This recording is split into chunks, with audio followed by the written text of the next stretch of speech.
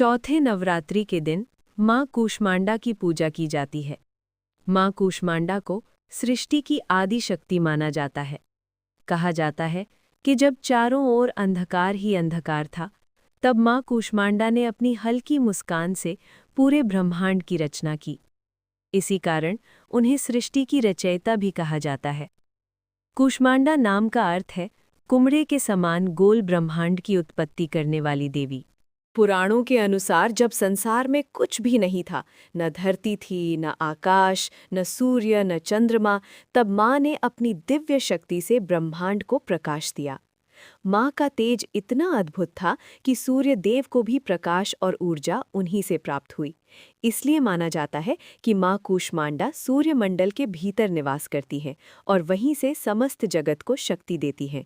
माँ कूष्मांडा का स्वरूप अत्यंत दिव्य है। उनके 8 भुजाएं हैं, इसलिए उन्हें अष्टभुजा देवी भी कहा जाता है।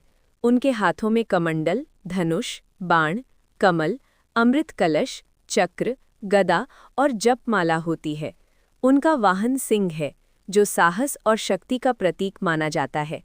माँ का चेहरा सदैव मुस्कुराता हुआ दिखाया जाता है, जो भक्तों को सुख और शांति का संदेश देता है। एक कथा के अनुसार एक बार देवताओं पर असुरों का अत्याचार बहुत बढ़ गया। असुरों ने स्वर्ग लोक पर अधिकार कर लिया और देवता भयभीत होकर माँ आदि शक्ति की शरण में पहुंचे। तब माँ कूष्मांडा ने अपनी तेज से असुरों का नाश किया। उनकी दिव्य मुस्कान से ऐसी ऊर्जा निकली कि असुरों की सारी शक्तियां नष्ट हो गईं और देवताओं को पुनः उनका स्थान मिल गया।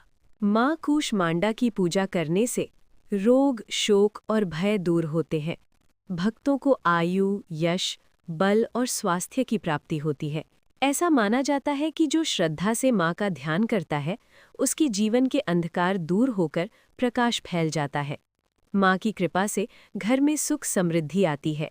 चौथे नवरात्रि के दिन भक्त हरे या नारंगी रंग के वस्त्र पहनकर माँ की पूजा करते हैं। उन्हें मालपुआ, मिश्री, फल और कद्दू का भोग लगाया जाता है। विशेष रूप से कद्दू अर्पित करना शुभ माना जाता है, क्योंकि ये माँ के नाम से जुड़ा है। माँ कूष्मांडा का संदेश है कि जीवन में मुस्कान और सकारात्मकता से बड़ी कठिनाइयाँ भी दूर हो सकती हैं। जैसे माँ ने मुस्कान से ब्रह्मांड बनाया, वैसे ही मनुष्य भी विश्वास और भक्ति से अपने जीवन को सुंदर बना सकता है। जय माता।